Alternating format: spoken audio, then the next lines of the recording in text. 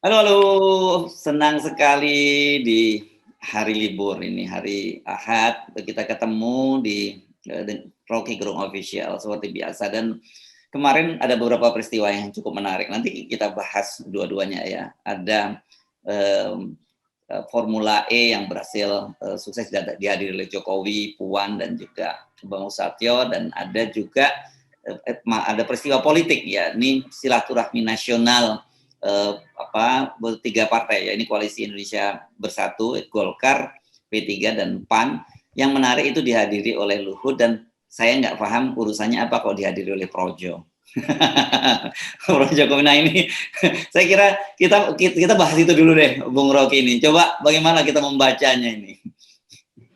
Ya, semua orang bertanya, ini Projo ngapain di situ? Emang Projo udah jadi partai. Tapi kita tahu, saya kenal baik Saudara Budi Ardi, ketua Projo, itu teman kuliah dan teman demo. Kita tahu bahwa Projo ini dia bisa jadi game changer sebetulnya internal. Karena Pak Jokowi sebulan lalu bercakap-cakap dengan mereka, dan memang itu didesain untuk memperlihatkan bahwa Pak Jokowi masih punya peralatan, terutama kemampuan teman-teman di Projo ini untuk manuver gitu. Jadi itu sebetulnya yang terbaca, sehingga orang bisa anggap ya Pak Jokowi nggak hadir tapi Projo hadir, itu sama aja tuh. Sekarang kita mau coba deteksi itu apa sebetulnya isi dari KIB itu.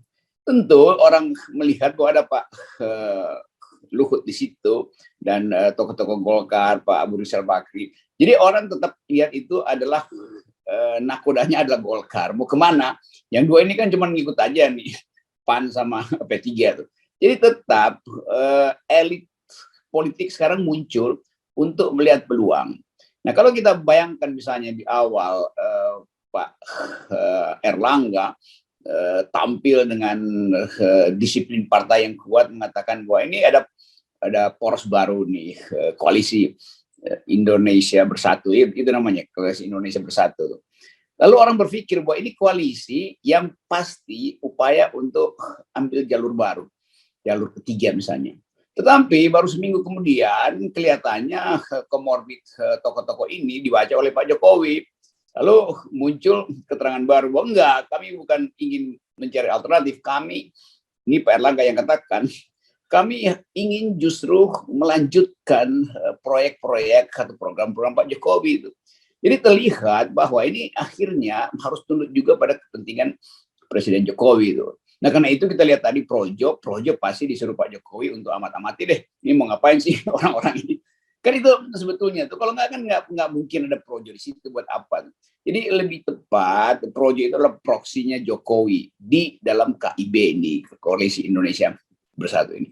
Tapi kita nggak peduli sebetulnya itu. Kalau misalnya ya saya baca terus apa ide atau tema dari Silaknas itu, apa itu persilatan nasional dan silat-silatan untuk cari ide baru tuh. Tapi tidak diucapkan itu soal pencapresan, walaupun orang tahu itu adalah peristiwa politik. Yang diucapkan justru adalah tema besar bahwa ini ke Koalisi Indonesia Bersatu akan mulai untuk menghilangkan ketegangan yang disebabkan oleh politik identitas.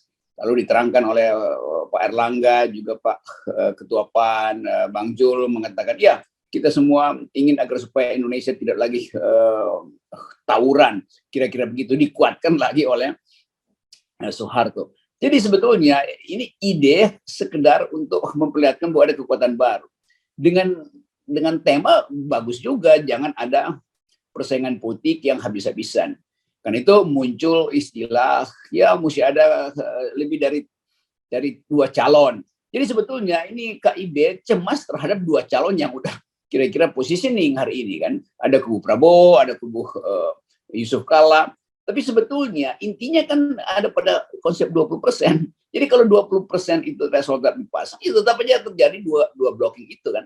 Jadi terlihat ini tanggung. Kalau mau mengatakan bahwa kita perlu proses politik baru, ya proses politik baru dimulai dari aturan yang betul-betul demokratis, dari titik start yang sama tuh, yaitu 0%. Kan saya belum dengar Golkar misalnya pro 20%, pro 0%, atau P3 pro 0%, PAN juga masih separuh-separuh. Jadi ini bohong-bohongan aja, ini yang kita mesti halangi. Jangan sampai ada penipuan di pertemuan itu tuh. Karena kalau mau jujur, dia mesti mulai dengan satu prinsip dasar. Kami ingin tidak ada lagi persaingan politik yang didasarkan pada politik identitas. Oleh karena itu, kami ingin politik itu bersaing murni dari awal. Karena itu konsekuensinya Mahkamah Konstitusi harus membatalkan 20%. Jadi pesannya mesti ke Mahkamah Konstitusi, bukan silat-silatan istilah kemarin. Itu saya kira poin dasar yang menjadi posisi dari masyarakat sipil. Oke, mari kita rekonstruksi sebentar ya peristiwa kemarin itu ya, Bung Rocky. Ada 3 partai bertemu koalisi ini dan orang menyebutnya sebagai koalisi sebagai kawin paksa gitu sebenarnya ya, karena dia disebut ada komorbid. Ada di atas yang mengawasi namanya Pak Luhut gitu ya.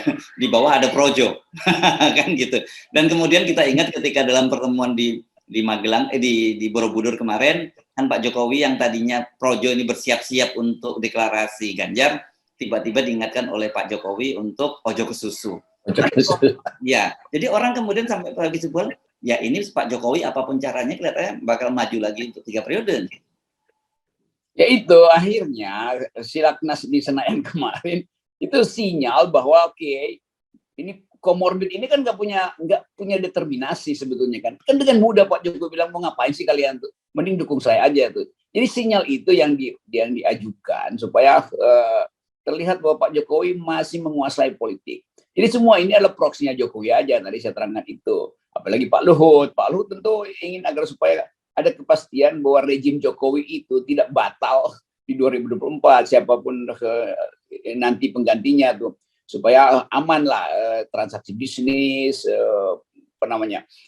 kong kaling kong politik kan itu intinya kan dalam politik. Nah sekarang ada kemungkinan Pak Jokowi tidak bisa menjamin siapa yang akan mengamankan dia tuh, karena proses yang tiba-tiba berubah dalam 2 minggu ini nih, ada manuver Pak JK segala macam. Nah itu tandanya lebih baik Pak Jokowi terus daripada nggak ada kepastian. Kan itu intinya kan. Jadi tetap kita mesti curigai, dan kecurigaan kita berdasar sekali bahwa Pak Jokowi memang masih ingin meneruskan kepemimpinan dia tuh. Itu yang terjadi. Apalagi kalau kita kaitkan dengan kemampuan Pak Jokowi untuk mengacak-acak politik. Dia ada di Formula E, seolah-olah memberi angin pada Anies dan Puan. Dia ada di Projo, memberi angin pada Ganjar, tapi nggak dianggap juga. Dia sekarang ada di Senayan, Koalisi Indonesia Bersih, dalam upaya untuk memberi angin pada yang lain. Kan begitu kan? Nah itu sebetulnya intinya. Jadi tetap kita mesti tahu Pak Jokowi bagaimanapun ada seorang politikus, karena udah 7 tahun dia ngerti bahasa tubuh aparatnya. Dia tahu tokoh-tokoh yang hendak bersaing itu mending dia bikin kacau aja dulu. Jadi Pak Jokowi muncul sebagai tokoh oportunis in optima forma dalam bentuk yang paling tinggi. Jadi semua ini ada permainan tangan kiri tangan kanan Pak Jokowi aja tuh. Nah di situ sebetulnya kita baca betapa politik Indonesia memburuk secara etis. Oke, ini ralat sedikit Bung Rocky. KIB bukan Koalisi Indonesia Bersih. Kalau Indonesia Bersih itu narasinya oposisi dan narasi para pegiat lingkungan. Koalisi Indonesia Bersatu.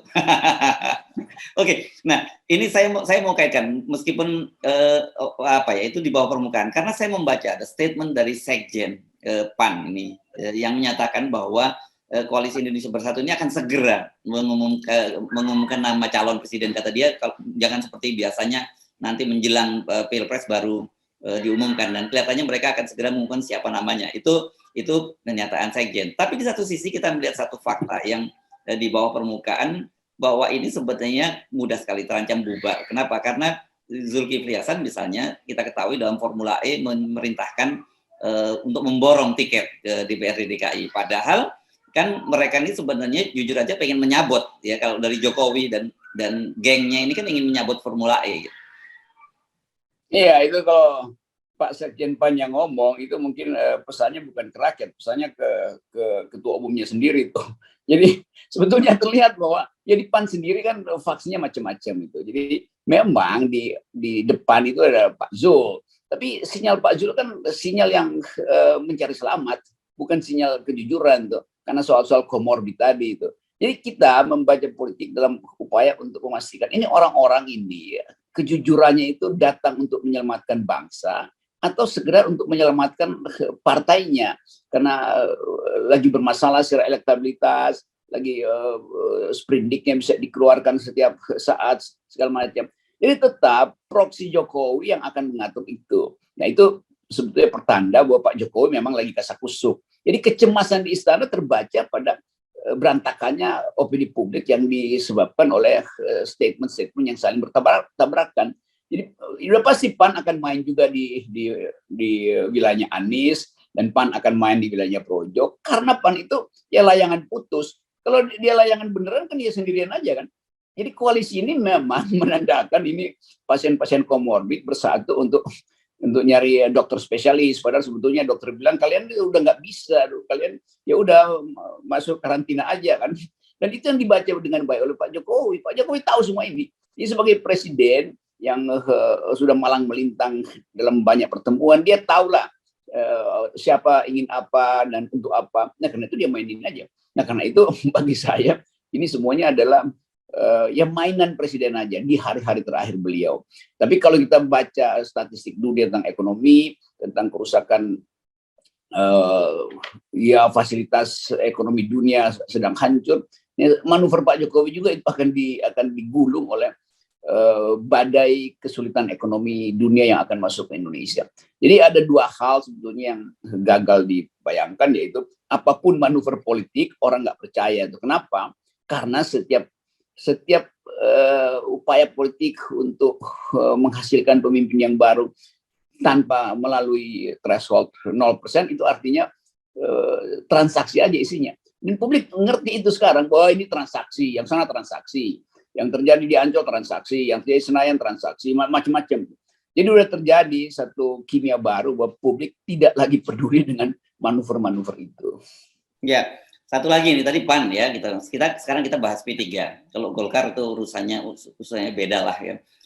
Kan kemarin anggota DPD senator dari Sulawesi Selatan Tamsin Lindrung mengutip pernyataan dari Pak Harso Monoarfa, Ketua Umum P3 ke Pak Bahtiar Hamzah. Ini mesti jelas ini riwayat rawinya, urut-urutannya. Rawinya. Ya, rawi itu ya. Dia diminta untuk menjauhi PDIP, itu perintahnya Pak Jokowi.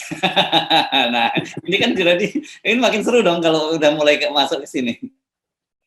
Ya itu, jadi akhirnya tadi kita barusan bahas, ini semuanya dikoordinir oleh kecemasan, bukan oleh harapan. Karena cemas, maka disuruh ke sana, disuruh ke sini, nanti mungkin dianggap ya Pak Soeharto itu terlalu dekat dengan Pak JK dalam sejarahnya, karena itu menjauh dari PDIP sekaligus menjauh dari Pak JK.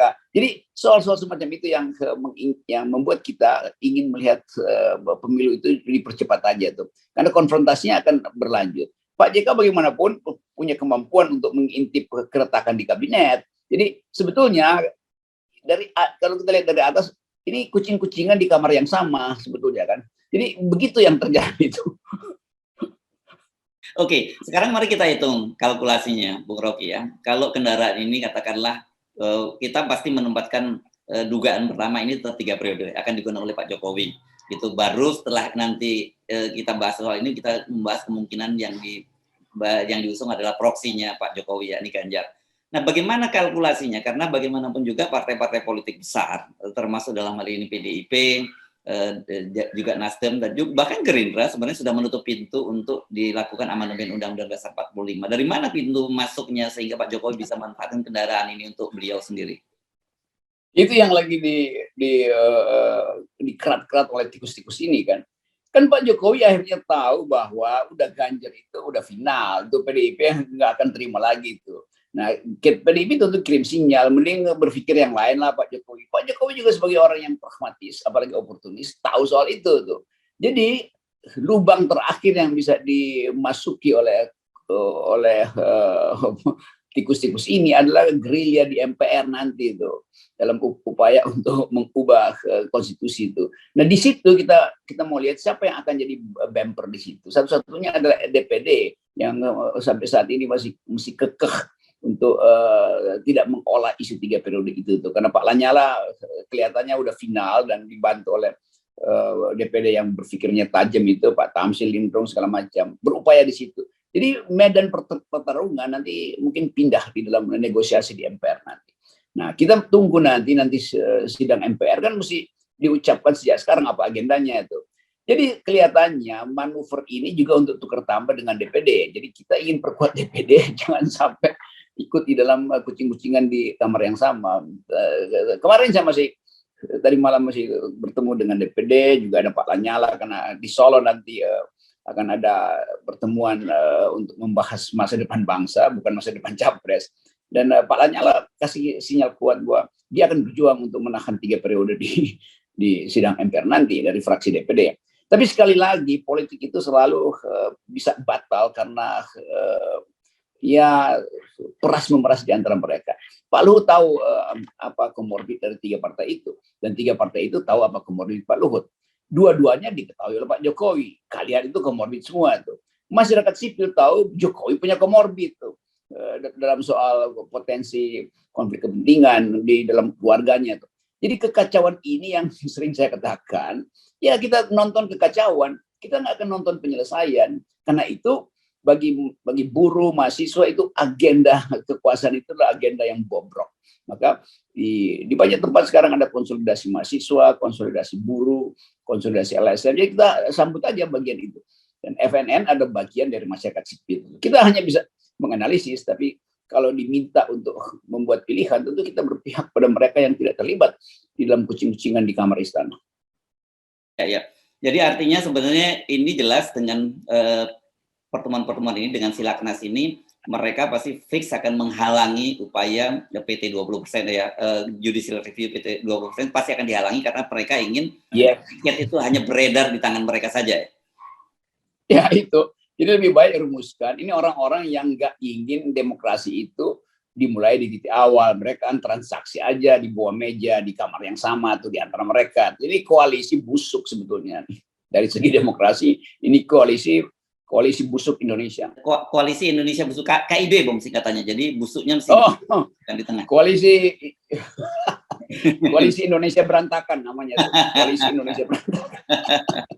Oke, baik, terima kasih Bung Rocky. Karena itu kita harus terus mengejarkan 0%.